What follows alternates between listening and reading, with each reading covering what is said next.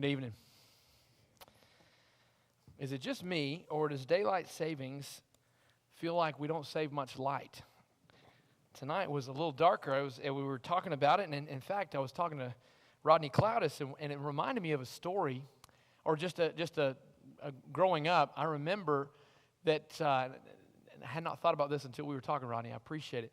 But I remember when we were kids that when we were in Haleyville, that when the lights would come on outside, that was the time to go home.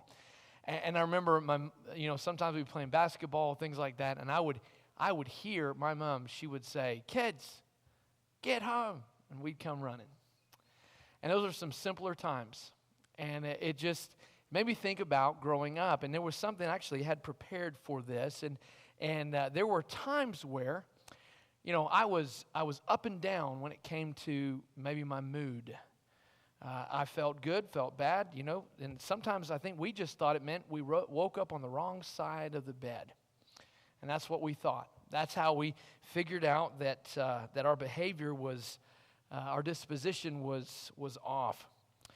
But I ended up, I received something that most people called a spanking.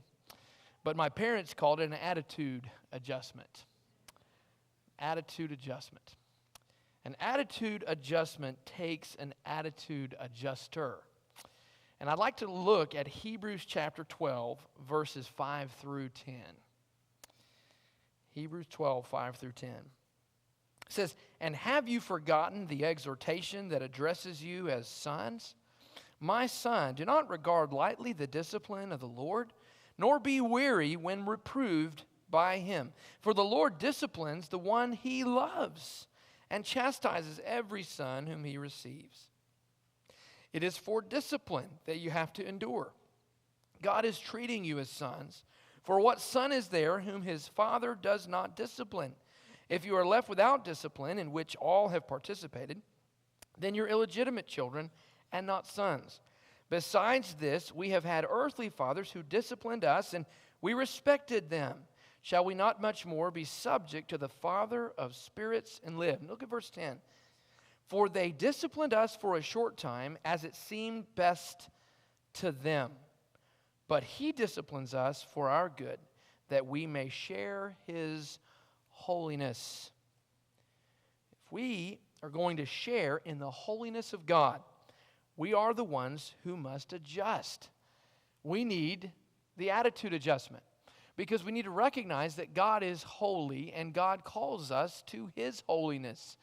So the idea is if we're not holy, who moved? God did not move, we moved. And so we're the ones that have to make the move. We're the ones that have to make the adjustment. But we live more and more in a society that seeks adjustment, but the other way around. God cannot adjust me, I'll just adjust God. We will adjust morals. We can just amend the standards handed down by God. If we can adjust the adjusters, we can keep the status quo. This is why our adjusters in society are having a hard time, maybe harder than ever. Our coaches can't coach. Our teachers can't teach. Our police cannot police, because our parents won't parent. Joshua 24:14 says, "Now therefore fear the Lord and serve him in sincerity and in faithfulness.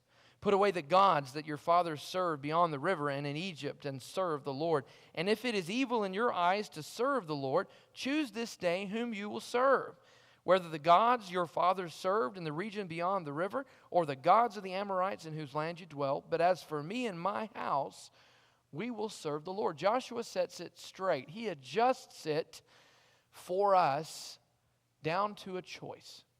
We choose to follow God or not. But we live in a society that has chosen to follow God in word only when they've just adjusted the standard. When they've adjusted, well, God would want me to be happy. God would want this for my life, but, it doesn't matter that he said it's wrong. You see, because this is an outdated, antiquated book, and that doesn't really matter. What matters is God wants me to be happy. You see, the adjustment, we've adjusted God out of everything. And then we wonder why the world has gotten to the point that it has. And it was amazing, Ronnie, we were sitting there talking, and it just made me think even more. We could go to the store on our bikes, and Mom was never around. She would lock the door and say, "I'm mopping the house, you're not coming in." And we stayed outside all day long because we were going to mess up the house that had just gotten cleaned up. Well, how could we do that? Well, times were different. You can't do that anymore. Why? Because the standard has been adjusted to the point that we're afraid that our kids may not come home if they did that. Why have we gone to that point? Because people have chosen to serve the gods in the lands that they dwell. But as for me and my house, we will serve the Lord. That's all we can do. It's up to you, it's up to me to make the decision, to make the choice to serve God today. So tonight, who do you serve? We have an invitation. We have a song of encouragement. And we need encouragement because it gets challenging out there when we start recognizing these adjustment situations. Do you serve God or do you expect Him to serve you? Be your own attitude adjuster and choose. As for me and my house, we will serve the Lord. Are you with me?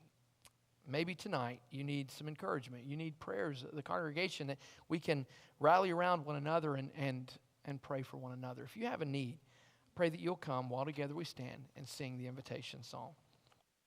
Great physician now is near, the sin